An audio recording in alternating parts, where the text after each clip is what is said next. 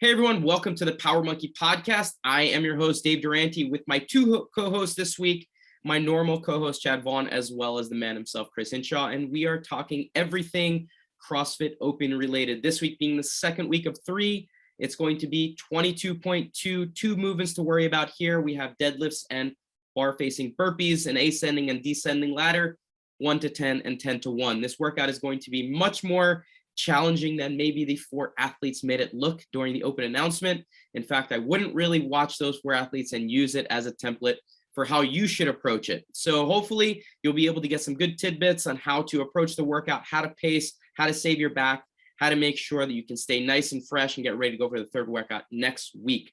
Before we get into the actual podcast, I want to mention our sponsor for this week. The sponsor for our podcast in week 2 is Legends. We are so excited to have Legend on as our apparel sponsor for 2022. They are awesome. I'm wearing one of my hoodies right now that we had from our previous Power Monkey camp. Their apparel is kick ass. They have anti-microbial technology, moisture wicking, and durable fabrics. But on top of that, they're just the kind of stuff you want to wear. I wear my stuff everywhere. I wear it to the grocery store. I wear it to the gym. I wear it to laying around the house at night. They're just awesome fabrics, but also great aesthetics, something that actually makes you look good as well as making you feel good when you work out. We are pumped to have them on board with our camp and with our courses that we teach around the world as well.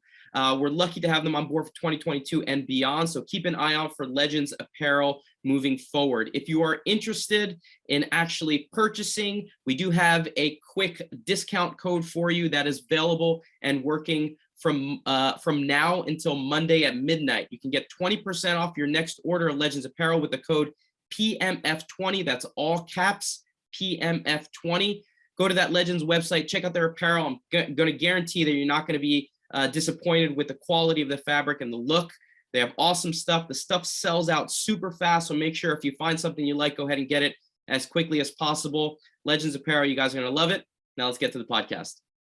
All right, everybody, welcome back for our little recap for 22.2. But before we get into it, I want to go back 1 week and do a couple things. One, give a little bit of a rundown of how our leaderboard for Power Monkey went for 22.1. We have actually, first place is one of our Power Monkey coaches, which is kind of cool from our list. We have about almost 50 people that are right now part of our Power Monkey crew on the game's website. And in first place with a score of 296 is Andy Tim out of Arizona. Go Andy. That's a pretty badass score for a 41-year-old.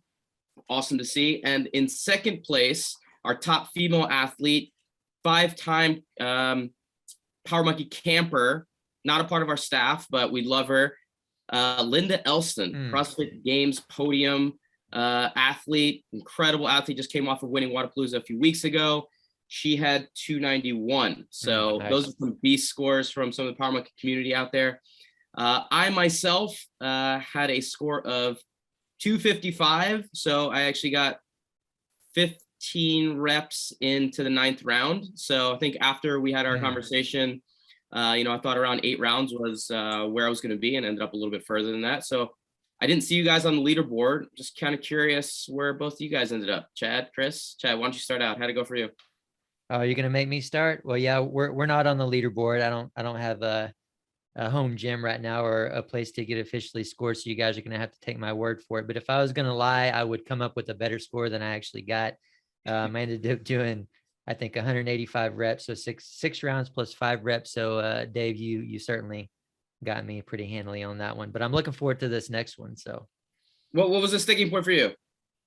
I feel like I've moved really at a pretty consistent pace throughout the whole thing. I think my pace just isn't quite quick enough to keep up with you. But I would say probably if there was a sticking point, it was definitely the wall walks. I mean, those caught up to me pretty quickly, and certainly a slower pace than the other 2 movements for sure. All right. What would say your number one more time? 180 what? 185. So 6 rounds plus 5 reps into the 7th round. So you got Mike's service by 2 reps. 183 for service. Well, then it's a win for me. Like, that's all I need. And also Chris gave me that goal of 6 rounds. So if it wasn't for that, I'm not sure if I would have made it even that far. So love it. What about you, Chris? I got 147. Nice. So I think I think my goal, what did I go on camera saying? Five? I Was think it you five? said 7 rounds. Oh, no, I did not. Oh, we'll have to go back and listen. We're gonna have to check it out. I think you did. In fairness, I ran 13 miles the day before. Well, fair enough. Fair enough. That's like going to the grocery store for you, though. That's Yeah, that's like me. I did 6 sets of 5 in the back squat at 80% as a warm up right before the workout. So that's, I mean, you know, all right. Don't start with this. What do we did before? I did a half an hour handstand before. But I'm saying we can't. I'm saying we can't count that, right? That's part of our discipline. That's nothing but a warm up for us. That's right. That's right. Well, listen, I mean, what's nice is none of us tapered and shaved, you know, going into this thing. We did it. Absolutely not. We did it tired. That's right. That's important. Yeah. I mean, no peeking going on through the open. Nobody should peek in the open, right? Right. But if you see someone like shaved down for this thing, then you know they're serious. I mean, they're taking this thing like this is real. That's right. No, I have not shaved in quite some time. So we are fully going after this open as if it as if we did not have a competitiveness to us, and as if there was not something on the line, but there actually does. There is something on the line, which we haven't announced what that's going to be yet, and actually will be announced sometime soon. I think listeners will be able to choose as to what our loser's punishment will be. But for the most part, well done, fellas, on week 1. And now we can jump right into week 2. The announcement just came out. This is a brutal workout. Oof. It's deceptively awful. I mean, I think all of us know that, you know, we've done a lot of ascending, descending ladders in the past. And, you know, you hear a lot of the commentators going through it, talk about how terrible rounds 7, 8, 9, 10 are. It's deceiving when you start to get to those rounds. But Chad, I want to start with you. If you saw this workout, obviously the deadlift is going to be an enormous component of it. Just want to start with you in terms of strategy when you look at this workout. For sure. I know I like it. I mean, any CrossFit workout scares me, but it scares me far less than the 22.1 that we just did, to be honest with you. I'm especially, you know, 225 pound deadlifts, you know, not just for me, but in general, I think that's a great number for the community to be able to handle it and hopefully maintain a little bit of quality in their movement and everything else. And so for me, that's what it's about. You know, how can you pace the deadlifts? And I'm going to speak in terms of the deadlifts more than the burpees, of course, but how can you pace the deadlifts for yourself to be able to maintain quality? Because here's the thing, a lot of people are going to do a completely rounded back Romanian deadlift, just like I saw a lot of people do with these dumbbell snatches on the last workout. And even so, the commentators are talking about what parts of your body is it going to blow up? And yeah, it's going to hit the hamstrings and in the low back and in the glutes. But one of the things that I like to focus on for myself and what I recommend, a big recommendation, the first recommendation for me is to focus on sinking the hips a little bit more than you normally would. And that's going to help you include more of the body. And what I'm talking about is on the way down, you know, especially if you're going to be doing touch and go, try to sink those hips on the way down. That's going to put you in a position that is going to include more of your body. So a little bit more of the quads as opposed to only the low back, the hamstrings, in the glutes. And then rep after rep, you know, save a little bit of energy overall. It's going to be more difficult to do. I get it. The longer that you go, but the more you do that, the more you focus on that, the better chance you're going to have to maintain, you know, core tension, specifically a tight back with those hips a little bit lower, to sustain that for a little bit longer as you go through the workout. Now, that being said, you know, my second recommendation is going to be tight back. So focus on that. But the third one is don't be afraid to do singles, you know, pretty quickly. You know, one of the things that I heard, I think one of the athletes say in particular is she felt that she went out too hard, too fast. And that's a common, easy, I guess, quote unquote, mistake to make there. But I wouldn't be afraid to drop the singles, you know, very quickly, you know, even on the round of 4 or 5. And I know like a lot of athletes and a lot of coaches are going to be like, that's ridiculous. Nobody needs to do that. But it really doesn't take that much longer to do a deadlift, drop it, lean over and grab it again and go than it does to do touch and go. For what you're saving on each rep, in the long run, you're going to save so much energy on not doing so many touch and go reps than the time on each individual set that it's going to save you by just blowing up and doing, you know, sets touch and go sets of 5, 6, 7, 8, 9, and especially 10. So don't be afraid of the singles. Don't think that they're wrong. There's no shame in doing singles and doing them quickly.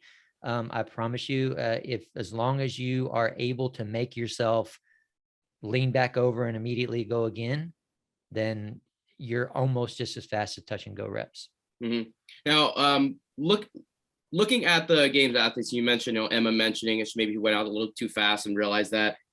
I think it's a terrible strategy to watch these games athletes and try to use their strategy as a marker. Like, absolutely. Justin was like, okay, what's Justin's strategy? I'm going to start fast, go in the middle. I'm going to go as fast as I can. I'm going to try to end really fast. Like that strategy is not going to work for anyone who's not a games level athlete. So I think, Chris, we'll come to you in a second with regards to the pacing component here. But Chad, for you, so you're saying that not that you would do this, but you would recommend starting out with some singles, drop the bar, reset as early as possible if you're feeling like one, back integrity might be an issue, and then also maybe not being able to drop the hips as much might be a little bit challenging for someone that's maybe used to doing a little bit more rounded back type of deadlift. Yeah, absolutely. I've done workouts like this in the past where I've done singles on all of the deadlifts from the very beginning. And actually for this one, I'm thinking that I'm going to do it twice just for experimentation purposes. I like to experiment anyway. So I think I'm going to do one where I can where I'll hang on to touch and go as long as possible and just try to fight through that and see what happens. And then I'll do one where it's just singles the whole time, no matter if it's just a set of 2, a set of 3, a set of 4, or whatever, and just see what happens. I think it's good to experiment like that. Maybe not in the open, for everyone may not be a good time to experiment, but whether you're doing touch and go reps or not, when you're leaning over and grabbing that bar again, that's where I'm talking about focus on sinking the hips, setting the hips a little bit lower than you think you need to, maybe a little bit lower than you're used to. It's going to help you maintain a better position, better overall quality, better tension where you need that tension to just for quality purpose, but also to save that energy for efficiency and effectiveness purposes. Mixed grip, would you use mixed grip for this? I know the weight for someone like yourself is not overly challenging, but just to kind of save a little bit of energy there, is that something you would recommend? I see all the athletes doing it, but curious from your perspective if that's a good way to start. That is a great question, Dave. And what I personally like to do and what I recommend is to mix it up. So, hopefully at this point, I think anyone listening has done CrossFit long enough where you're familiar with a hook grip, you're familiar with an alternating grip, so with an under grip and an over grip. So I like to mix it up, from set to set, depending on what I'm feeling. I may switch the hand that's over and under, and I may do some sets that I just do all hook grip. If you're familiar enough with the hook grip as you should be able to again, if you're doing singles, drop it, lean back over, grab it with a hook grip and immediately pick it up again without losing any time. So I recommend switching that up a little bit. Another thing along those lines is that I see a lot of athletes doing is, and there's not necessarily anything completely wrong with this, but they're using the same grip and stance width as they do for their max deadlift reps. And again, maybe there's nothing completely wrong with that. And that depends on how you're setting up for the deadlift. If you're always using a very high hip rounded back deadlift, then you should probably change that anyways. But what I'm saying is that if your stance is normally really narrow and your hands are normally positioned really narrow, you're setting up in a way that's going to be advantageous for you to pick up as much weight as possible from one rep. But what might be more efficient in this moment for all these reps is to widen your hands a little bit, widen your feet a little bit, so you have a little bit more room to situate your whole body, your hips a little bit lower, to be able, again, it's about using as much of your body as you can and being more efficient in that way. For me, I typically use my clean deadlift or my clean grip, so the hands are a little bit wider. That's just what I'm comfortable with. It allows me to open up my knees a little bit more and again use a little bit more of my quads and whole body that way. That's awesome. I like that. It actually fits in well with strategy around handstand push-up too, hand placement with regards to actually what the movement standard is, training towards proper technique with hands underneath shoulders. and then applying hand differently depending on what the workout standard is. But last question for you, Chad, on deadlift that I saw in the workout and that saw a bunch of comments on that were coming through the live feed, the bouncing of the weight. And I'm curious what your thoughts on this. Is an allowable thing right now. You know, the athletes were pretty heavy on the descending portion of the deadlift, bouncing that weight off of the ground, using some of that bounce off of the ground to get back into the next rep. Obviously doing singles, you can't do that. I'm just curious what your thoughts are if someone is looking to link reps up, there's a strategy around bouncing, what your thoughts are about it. So I actually missed that part. So you're saying that bouncing is allowed? Well, yeah, I mean, they were bouncing pretty heavily, aggressively on those reps. Yep. Yeah, Justin especially was bouncing the crap out of that bar off the ground and kind of using that momentum, to take advantage of some of the ascending portion of the deadlift. I think, I mean, just a side note here, it seems like maybe they're changing a lot of these standards because people are kind of doing them anyways, and the judging is objective. So certain people are getting away with reps and others aren't. So they're like, well, maybe we should just change the standards. But again, going back to saying that maybe elite CrossFitters, CrossFit Games level athletes aren't always great examples of everything. I think for the most part, they're people to look up to and they're people to learn from. They are, putting up the best times in the world and they are overall moving well. It's just like elite weightlifters. They're overall great examples of movement to emulate, but there are also certain things that they're not great examples of. One of the things that a good athlete is good at doing is compensating. Great athletes are great at compensating. So just because you see Justin doing that and able to bounce and maintain, a good amount of quality and also probably get the best score in the world on this one. I mean, I'm not sure that anybody's going to be able to beat that. We'll see. But for most people to do that, to bounce that hard and that aggressively, it's gonna jolt you out of position. So am I telling you to do a 5-second descent on every single rep? Certainly not. But the more, smooth you can touch and go, I think, again, maybe it's slightly slower, but it's about energy conservation in the long run. And it's also about, what's most important to you. Like, yes, the open is important to all of us. Like we're competitive and we want to score the best. We want to place the best score that we can.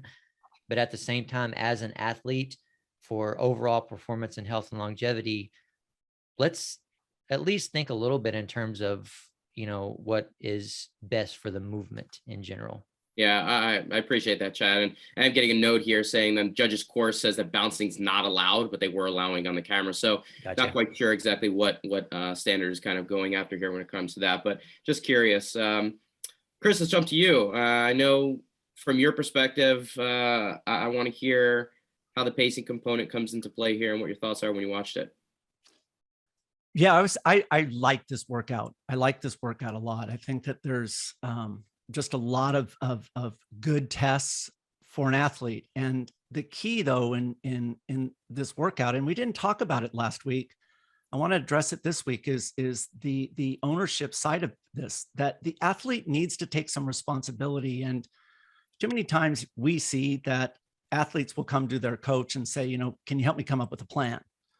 This is where athletes have to practice. And the great ones are really good at coming up with a plan. And there's a couple key ingredients in coming up with any plan. And we'll talk specifically about this workout and my recommendations. The first thing that when you're thinking of a plan is you must look at the total time that the workout's going to take. Now, what's nice about this is that CrossFit established 10 minutes. So we know that it's going to take you 10 minutes. For most of us, it's going to be Right. 10 minutes.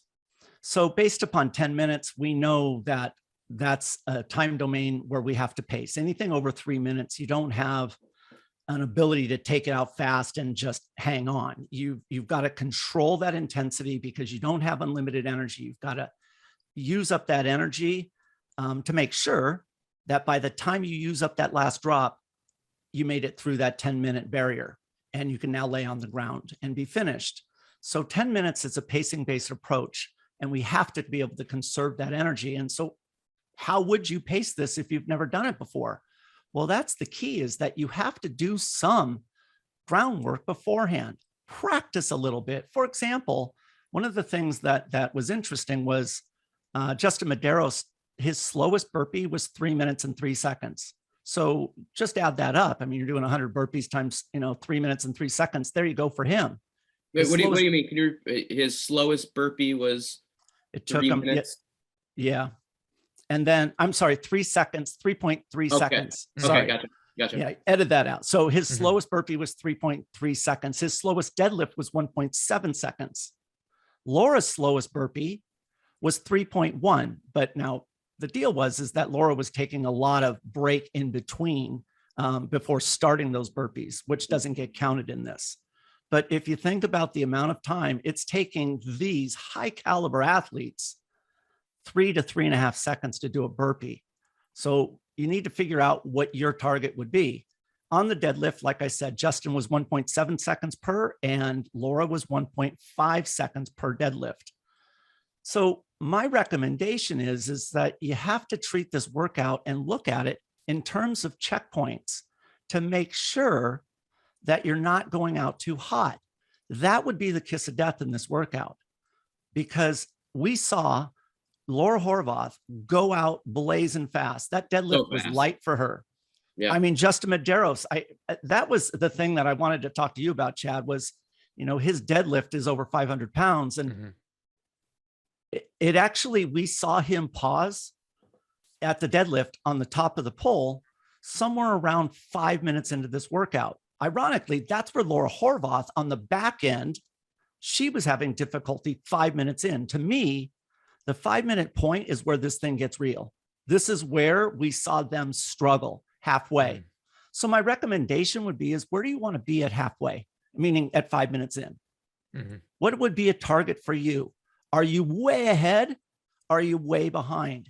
And this is important because every strategy as athletes, you think about it beforehand, and then you evaluate your performance afterwards.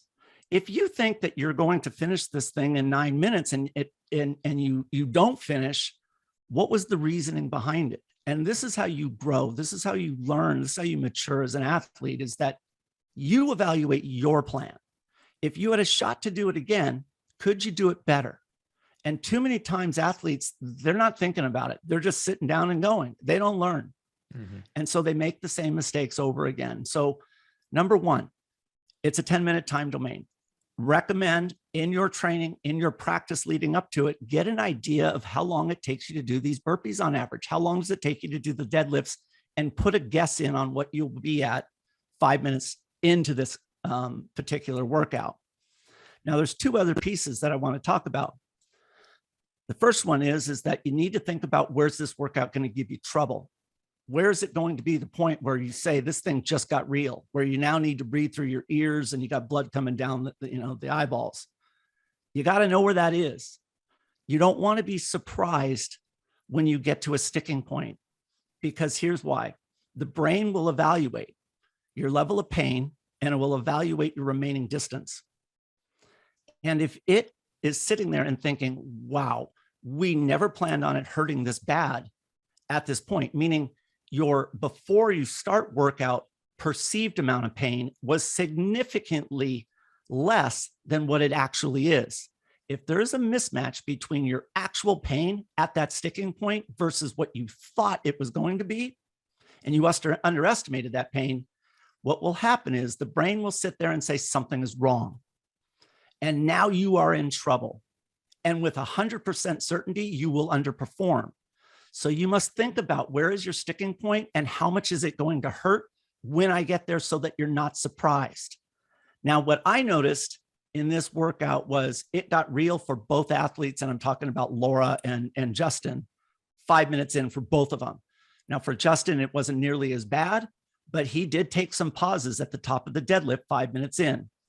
Laura even commented that this thing got real on the back end on rounds 9, 8, and 7. Well, round 8, she was somewhere, at that same sticking point. So you have to establish where that will be for you. And a sticking point, what it means is if I can get past that point, meaning if Laura got past that 7th round, she realized that she was getting close enough to the finish where the confidence would start hyping her up and she could rally and bring it to the finish line. So remember, that sticking point is the point where after you get through it, your confidence builds because you're getting close enough to that finishing line. Now, the last point that I want to bring up is, when do you make that move to the finish, that finishing kick? And what I saw was Laura made that sprint to the finish with 1:13 to go. Justin made a sprint to the finish with 1:19 to go. Now that's interesting. There's two movements, and you got to look at the movements and how long were they sprinting in those movements. So for Laura, it was 36 seconds for each of them. And Justin was 40 seconds. That is spot on. If you take off 40 seconds in a movement before the finish line, you're going to blow up. The muscles will shut down and you're never going to finish with that kind of velocity. So my recommendation would be is, it takes courage, like what Justin did with 1:19 go, to bring it home. So don't think that you're going to start putting on the gas and hitting the afterburners with that 1:20 to go. For me, I would start hitting the gas somewhere inside of a minute to go. Inside a minute. Inside of a minute. That would be a phenomenally long amount of time. 30 seconds of each movement. That would be an incredible amount of time. I noticed something on the pacing side, Chris. It's all like such intricate stuff that I think most people miss out on when they just have a first glance at a workout. So I love talking to you about some of these pacing things, but I'm starting to take a closer look at myself about certain things after talking to you. And one of the things I noticed is just their halfway split between Justin and Laura, again, just the two top finishers. And Laura was, so fast out of the gate. Like you could tell, like I looked at it as she was testing it out to see how much she could sustain, like how far into it she could sustain her pace. Yep. And clearly she reached a point where she just started fatigue, hands on knees, standing around a lot in the second half. But she got done with half of the reps. So basically finished her deadlifts in the round of 10 at 3:22.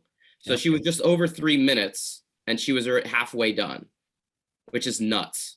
Yep. Justin was 21 seconds behind that. He was at 3:43 halfway through. Yep. So he was a little bit considerably behind where Laura was halfway through. Laura just shut it down. But I think this was kind of something that Laura's going to look at. I would be hard pressed to think that she's not going to try this again. I think she'll probably give this another try and use this first one. Not to say that every games athlete will do it. Most of the time you'll see an open workout games athlete give it a second try, because first one's to test it, in a new environment in front of everyone. It's not the optimal place to like put up top score. But I think Laura's strategy was one where she anticipated doing it again. And like, I'm going to go as hot out of the gate as I possibly can. And she used this, Chris, almost like what you're talking about. She used this first go at it to test out and see where that fatigue point started to kick in. And you can see that downward side took her about 6 minutes. It took her 6 minutes to finish the last half. So she was 2/3 of her time were on the back end. Yep. So I think if she kind of paces out the first part of that first half, she can definitely get under that 9:30 that she got this first time. Yeah, for sure. I mean, I think that Laura, what we saw on the back end when she knew she was starting to blow up, you saw her look at the competition and she was just trying to win. And you're right. She learned something about this, that it got real for her at that 8th round on the way back down. And, a lot of people, here's the thing is she's trying to figure out the best possible way to perform. She is learning and experimenting. And a good analogy would be is if you've never run a mile for time, if you've never done it before, then how do you know your strategy? You really, it's very difficult to figure that out. But once you do it and you've taken responsibility of that mile for time, meaning you don't rely on the coach, you come up with your plan. And now you have some hindsight where you can correct your plan, refine it, so you never make the same mistake again. If you never run a mile, I can't tell you how many times that I see athletes run a mile for time and they do that first lap and it's 20 seconds faster than their third lap. And it's like, they just didn't know. And that's what Laura was trying to figure out was maybe I could hang on till I get to the point where my confidence builds because I'm getting close to the finish line. And the truth is that she just, when the wheels came off, she was just too far from the finish. Right. Yeah. But the thing I think it was important from when I saw it was that there was strategy there. It wasn't, Yeah. I'm just going to go and then just when it falls off, it falls off. I think it was strategy to say, I anticipate doing this again, hoping to find out where that sticking point is. And I think that's more of a veteran athlete approach. And someone, I know, Chris, you've worked with Laura for a while and you know kind of what she's capable of.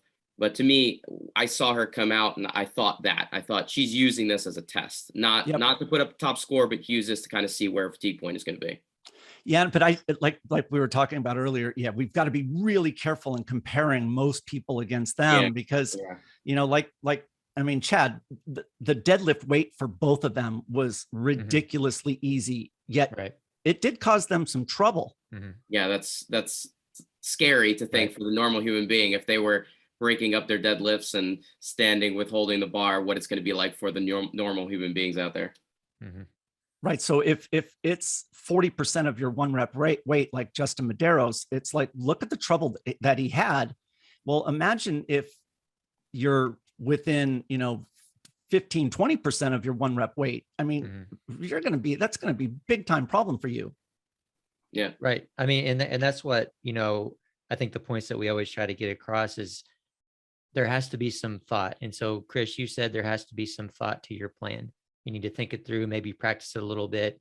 You know, one of the things that I did when I was more serious about the Open is there was an Open announcement, and either that day or the next day, I would run through a couple rounds of it just to see what it felt like, to help me develop a strategy and a plan, because I need as much of a plan as I can get.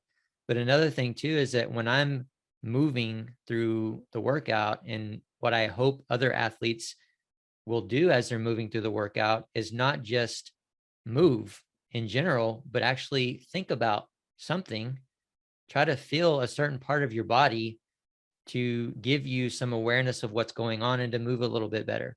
You know, so when I say sink your hips, tighten your back, I mean, at minimum, you can think of one or both of those things as you're moving through those reps, whether you're doing touch and go or not. So I think a big theme here, and one of the things that I want to get across to athletes that are doing CrossFit workouts in general is to think about what you're doing. Just think about it. You know, I'm not telling you to focus intently on 3 different key areas or parts of the movement when you're doing a snatch. When you're doing a max snatch, you need to focus that intently, that extremely. But when you're moving through a CrossFit workout, I understand it's hard to think and to count and to do all those things at the same time. But if you can at least focus on one part of your body, one part of the movement, that will at least be better than none. Yeah, the counting is, I would think that in this workout, the counting will get confusing. You know, when you're rested, it doesn't seem like it's going to be complex, but as soon as fatigue comes in, and I know you guys are short time domain athletes, and so I'm going to give you a little bit of background. When you are tired, Appreciate that. Very difficult to do simple math of like, wait a minute, am I on round 7 or is that round 8? Well, imagine if you're finishing 9, you go into 10 and now you're at 9, it will get very confusing. I used to have a coach in college and track, and we would do intervals, and he was trying to teach us about strategic thinking. You know, I mean, competitors, if you want to be a competitor, you have to think strategically. And what he was doing is giving us index cards and having us solve simple math equations under high rates of fatigue. And it's very, very difficult to do. So what you have to do is make sure that the judge is aware to keep you in the loop. And what you were seeing Justin Medeiros do with his judge is the fingers were out and he knew exactly where he was on his counts. The last thing that you want to do is get confused. You know, Fraser brought up an interesting comment in there about Justin and what he was doing on the burpees, that he was alternating directions versus Pancheck was doing nothing but circling. And that can create a level of dizziness on top of the fatigue, which would also hamper your ability to count. So yeah, you don't want simple things like, where am I, to cloud your brain, to get in the way of what you're trying to accomplish. I would say, Chris, that simple arithmetic and simple mathematics are challenging for both Chad and I when we're not fatigued. So yes, doing it under high intensity would be something that we have to be extra considerate of. Hey, maybe that's one of the possible challenges for the losers. You have to do a CrossFit workout and then do some long algebraic equation or something. Some whiteboarding with I like it. Yeah. Well, a couple last minute things that I just want to touch on. We haven't really touched on the burpee very much at all. And Chris, you brought up something that Matt mentioned that I think is worth noting again, just being smart about. I don't think it's something that the everyday CrossFitter is going to have to worry about because of the pace that they're going to be doing the burpees. You're not going to be going so fast that dizziness is going to be a factor. For a games level competitor, definitely something a little bit more that you need to be aware of. The standard, though, something that happened again in 2021 for the first time, being able to take off and land 1 foot at a time. Doesn't need to be a two-footed takeoff, doesn't need to be a two-footed landing. No, you don't need to face the bar either. There's a lot of side shuffling that's happening. No opening of the hips. Just get over the bar. Just get over the bar. So when you're doing it, just be aware of that. You know, it's not something you have to kind of get this incredible strict standard on. It's basically just trying to get over the bar as efficiently as possible rather than worrying about trying to hit any particular target with the burpees. The other thing from my perspective, and Chad, we talked about this in the beginning, but just think about a lot of us out there, how much time we spent talking about positioning and you specifically, Chad, with regards to 21.1 with the dumbbell snatch with back integrity. And I know myself and a lot of people that I'm at the gym with here in Oregon, a lot of us had sore backs after doing 22.1, and that was with a relatively lightweight, you know, compared to what's going to be happening this week. Back integrity and just being aware of what this is going to feel like the day after on your lower back, especially if you're not used to doing high rep, relatively high weight deadlifts, how this is going to affect you the next day. So I would just put extra emphasis on making sure that everyone listens to the first part of this podcast one more time to what Chad's talking about in terms of dropping hips more, being aware of back integrity when you're doing this, because this is so many reps of a relatively high weight of deadlifts for most people that you don't want to be blown up the day after, especially if you intend to potentially do this more than once. Exactly. Yeah. The potentially doing it the second time makes all that even more important because, you know, you completely blow yourself up in that regard. Then the second time is you're not going to have as good of a chance to perform better on that second go around, and to be able to apply all those lessons that you learned, because you need to be able to recover physically to be able to apply a better plan on the second turn. Awesome. I love it, guys. Good luck on this one. I do want to hear some predictions and expectations for yourselves. Chad, this one is kind of up your alley on deadlift side. No burpees aren't your favorite, but what are you thinking about? Man, you know what? Of all the watching the open announcement and the thinking I've been doing about the deadlifts, I haven't even thought about what is going to be possible for me, to be honest with you. I can't even give you a good number. I mean, if we're going off of, let's see, I did a little over 6 rounds on the last one, and then the best score in 22.1 was it from Mal? Was she the highest 392? So that's 13 rounds. So I'm under half. So, you know, I might get, in that sense, I'm going to end up doing something like maybe get halfway through. If I'm comparing, I think you'll get a little further than deadlift for the sticking point for most people. You probably get a little further than halfway. I want to under promise and over deliver, Dave. That's what I want to do. So that's what I'm Fair enough. with. Fair enough. Yeah. Fair enough. What about you, Chris? So I messed up last week. I didn't realize that I'm in the old person category and I could have used 35 pounds. So now wait, you use 50? Yeah, my deadlift weight is 185, but still though, for me, I mean, Chad, my one rep now is probably 260-ish. Yeah. So this is going to get hard for me. Now, one of the things that I have an advantage on is that I've got incredible stamina. So even though my 1 rep isn't great, my 3 rep relative, that one isn't that great. My 50 rep relative is pretty good. Right. So it worries me a little bit. It seems heavy. And that's why I keep bringing up about Justin's number. That was a light number for him, and it still caused him a little bit of trouble. I'm going to expect this is going to cause me some trouble even at 185. And that makes me nervous. But if I can get to that 10th, that round of 10, that would be great. And I'm going to then chill out there. If I can make it there, I'm going to that's where I'm going to recover, and then I'll hit it again. I need to have a point in this workout where I can give myself some relief. And so my plan would be is I'm going to go fairly hard until if I can get to 10 and then kind of calm down and take it really easy on those burpees and get my breath back. But I'm mostly, like Dave said, I'm nervous about that deadlift. Me too. Well, I feel like I've seen you do a few capacity WOD deadlift workouts with 185. Yeah. Yep. So I'm not too worried about you. I think you're going to handle this better than you think. And most importantly, just beat Dave on this one. Just beat Dave. That's all you got to do.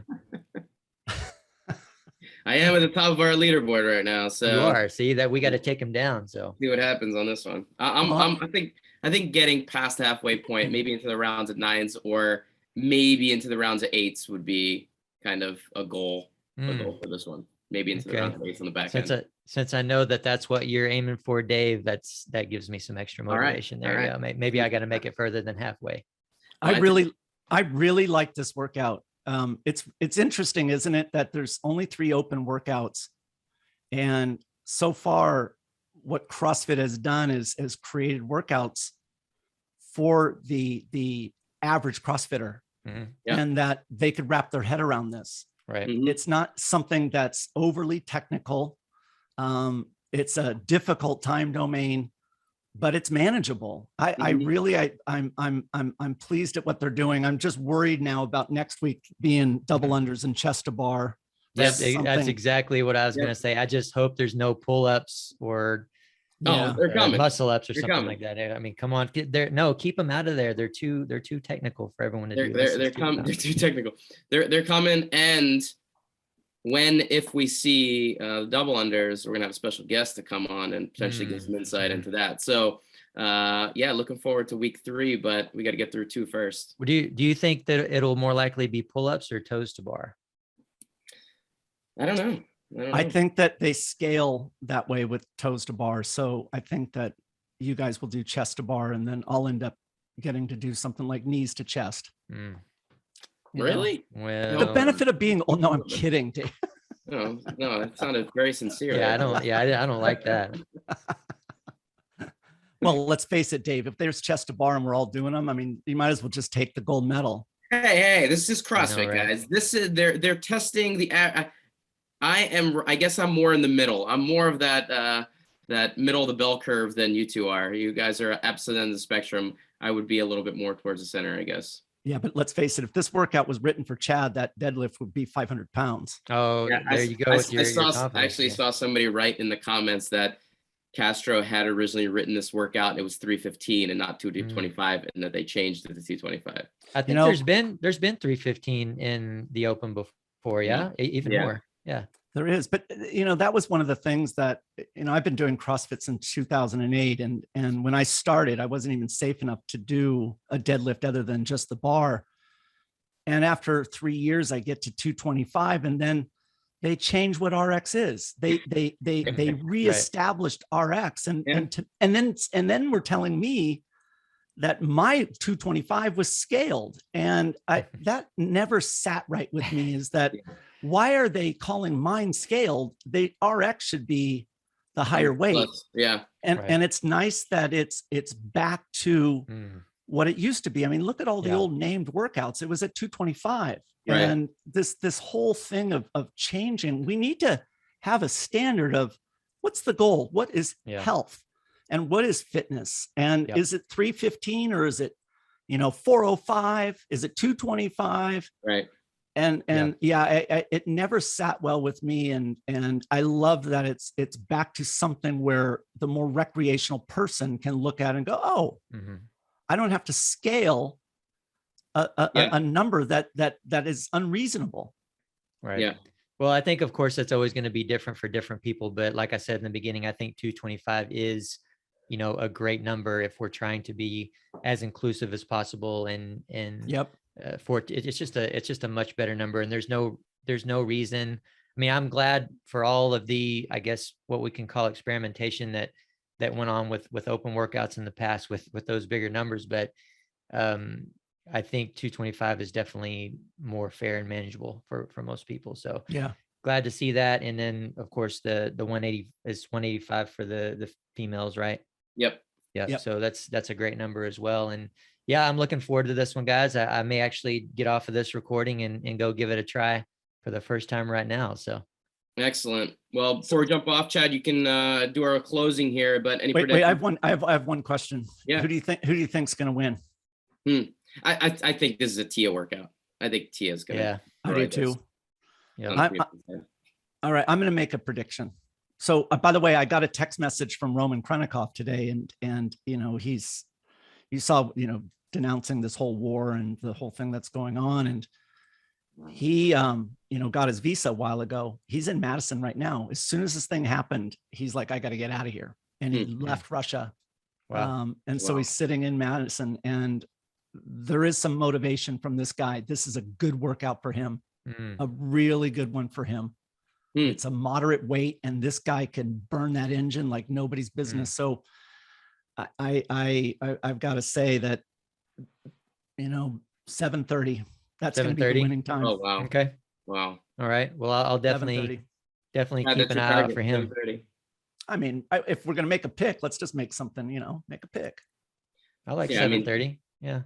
I'm gonna make a special note of where I'm at 7:30 in the workout and where I'm at whatever. I can't remember what Justin's time was, but where I'm at that specific time as well, just for comparison. That's going to be interesting. But guys, it's been an absolute pleasure. Again, I look forward to hearing what your scores are. I look forward to hearing what the open workout is next week and finishing this thing out. Hopefully I don't end up on the bottom, but I look forward to seeing one of you two guys face the challenge that we have for the losers. And to our listeners, as always, we very much appreciate you guys listening in. Be sure to head over to powermonkeyfitness.com for service and upcoming events. Also, check out our Instagram pages for regular teaching and technical content at Power Monkey Fitness, at Dave Durante, at Ollie Chad, and also check out Chris at Hinshaw 363 or Aerobic Capacity. Guys, on behalf of Power Monkey Fitness, we're your host. I'm Chad Vaughn with Dave Durante. And until next time, guys, thank you all for listening.